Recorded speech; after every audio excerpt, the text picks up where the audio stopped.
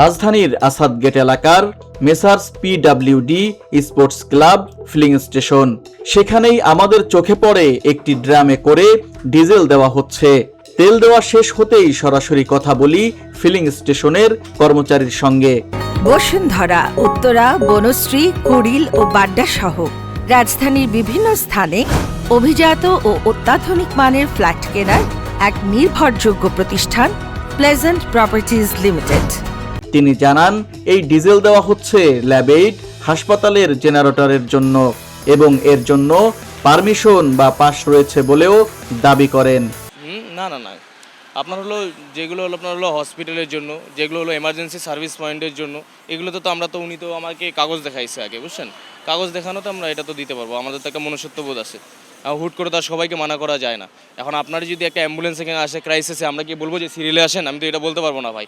আমরা ওনাকে যথেষ্ট চেষ্টা করবো যাতে তাড়াতাড়ি দিয়ে অ্যাম্বুলেন্সটা ছাড়ে দেওয়া। তেমনই এটাও এমার্জেন্সি পয়েন্ট। আপনার ল্যাব-8 হসপিটালে কাগজ দেখাইছে, ওখান থেকে পারমিট নিয়ে আসছে। ওরা পারমিট নিয়ে আসে, আমাকে যখন বলছে যে দেখেন পারমিট দেখেন, পারমিট দেখে দিয়েছে। শুধু ফিলিং স্টেশন কর্মচারী নন, ড্রামে তেল নিতে আসা ব্যক্তির সঙ্গেও তখনই কথা হয় আমাদের। তিনি নিজেকে ল্যাব-8 হাসপাতালের কর্মচারী হিসেবে পরিচয় দেন এবং বলেন হাসপাতালের জেনারেটরের জন্য তেল নিচ্ছেন। 25 লিটার।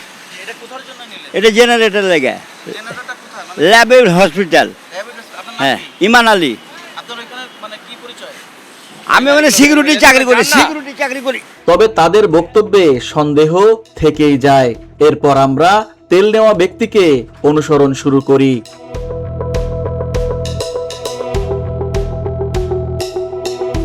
কিন্তু কিছু দূর এগিয়ে রাজধানীর লালমাটিয়া এলাকায় একটি ভবনে ঢুকতে দেখা যায় তাকে।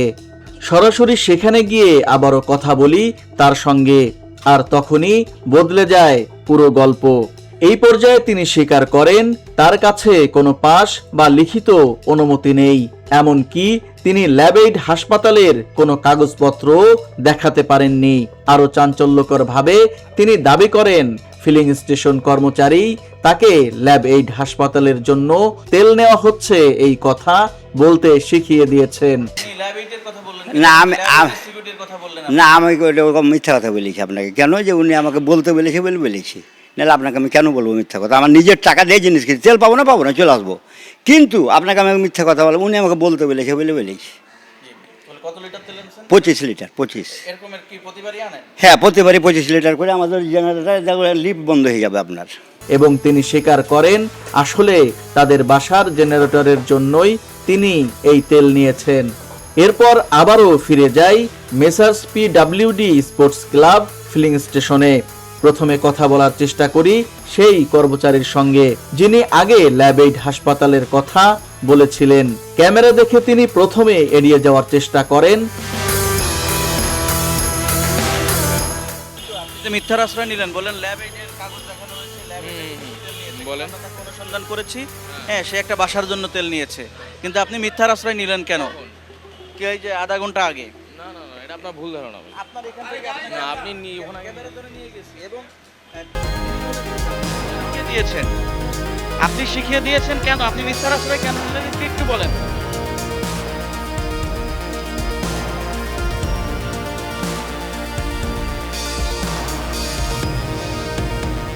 পরে অস্বীকারের চেষ্টা করলেও এক পর্যায়ে তিনি বলতে বাধ্য হন পেট্রোল ও অকটেনের ক্ষেত্রে নিষেধাজ্ঞা আছে, কিন্তু ডিজেলের ক্ষেত্রে নেই। আপনি ল্যাব-8 এর কথাটা আসলে কেন? ভাই উনি তো আমাকে এই কথাটাই বলছে। উনি আমার কাছে স্বীকার করেছেন যে আপনি তাকে বলতে বলেছেন। না না না, আমি বলতে বলিনি ভাই। আমি কেন বলতে বলবো? আপনি বলতে বলেন এটা হ্যাঁ বলেন। নিয়ম অনুযায়ী এই কন্টেইনার বা ড্রামে তেল দেওয়া যাবে না, ওসির ক্লিয়ারেন্স লাগবে এবং অকটেন দেওয়া যাবে না, ডিজেল তো দেওয়া যাবে। ডিজেলও দেওয়া যাবে না, কন্টেইনারও দেওয়া যাবে না, দিলে ওসির ক্লিয়ারেন্স লাগবে। না, ডিজেলের ব্যাপারটা কি বলে? ডিজেল দেওয়া যাবে। জেনারেটর আছে, ওই জেনারেটরের জন্য ওরা বলতেছে আমরা আগে নিতেছি, এখন কি আমরা বাসা ভাড়া কারণ চলে গেলে জেনারেটর চালাবো না? ওই ক্ষেত্রে কি করা যায়? ওই জেনারেটরের ক্ষেত্রে কি করা যায়?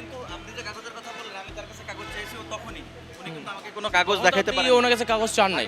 অনুসন্ধান করতে করতে একদম আমি সাথে সাথে ওনার বাসা পর্যন্ত গিয়েছি এবং যাই আমি তার সঙ্গে কথা বলেছি। হ্যাঁ, তো আমাদের সমস্ত ফুটেজ আছে এবং আমাকে সে স্বীকার করেছে যে আমি তো এই কারণে আনছি, কিন্তু সে আমাকে আপনার কথা বলেছে। না না না না, আমি শিখাই দেইনি। ল্যাব-8 এর কথা, এই জন্য আমি তাড়াতাড়ি ল্যাব-8 এর কথা। আমি কেন শিখাই দিয়ে যাবো? আচ্ছা, এটা হয়তো বা আপনাদের কাছে কি কারণ, আপনারা কি করছেন আমার সপক্ষে তো হয়নি, আপনারা আমাকে সপক্ষে প্রমাণ করেন। আচ্ছা আপনাদের রেজিস্টার ভাই এখন আমার হিসাব, এখন আমার ডিউটি শেষ ভাই, আমি এখন আপনার আমার আরেকটু তথ্য লাগবে, সেটা হচ্ছে যে আপনারা যে তাকে তেল দিচ্ছেন ডিজেল দেওয়া যায়, ডিজেল নিয়ম আছে দেওয়া, অক্টেন দেওয়ার নিয়ম নাই। আমি যতটুকু নিয়ম জানি, যদি কেউ কন্টেইনারে বা ড্রামে তেল নিতে চায়, বাসাবাড়ির জন্য তো নিতে হ্যাঁ পারে, বাসাবাড়ির জন্য সে তো আর স্টক করতেছে না। সে এইটা যদি বেশি তেল দেয়, হ্যাঁ, তাহলে ক্লিয়ারেন্স লাগবে বেশি তো নেয়নি। এবং রেজিস্টারে আপনাদের এন্ট্রি থাকা লাগবে, অমুক অমুক কিছু, আমাদের একটু এন্ট্রিটা দেখান, আপনি কোন এন্ট্রি বলে তাকে এই ডিজেলটা দিলেন, তেল দিলেন 25 লিটারের উপরে, কন্টেইনারে 25 লিটারের উপরে তো তেল দিয়েছে। না 25টার উপরে দেয়নি, কয় লিটার যেন নিল, 10 লিটার 20 লিটারের মতো মনে নিল, 15 লিটার না 20 লিটার এরকম নিল, আমার তো মনে নেই, আমি তো অনেকক্ষণ আগের বিষয় তো। শুধু ওই কর্মচারী নন, ফিলিং স্টেশনের এক কর্মকর্তাও একই দাবি করেন। তার ভাষ্য, পেট্রোল, অকটেন কন্টেইনারে দেওয়া না গেলেও ডিজেলের ক্ষেত্রে তেমন নিষেধ নেই। নির্দেশ নাই যে ওসির ক্লিয়ারেন্স লাগবে, এটা আমাদের ডিজেলে নাই, অকটেনে আছে।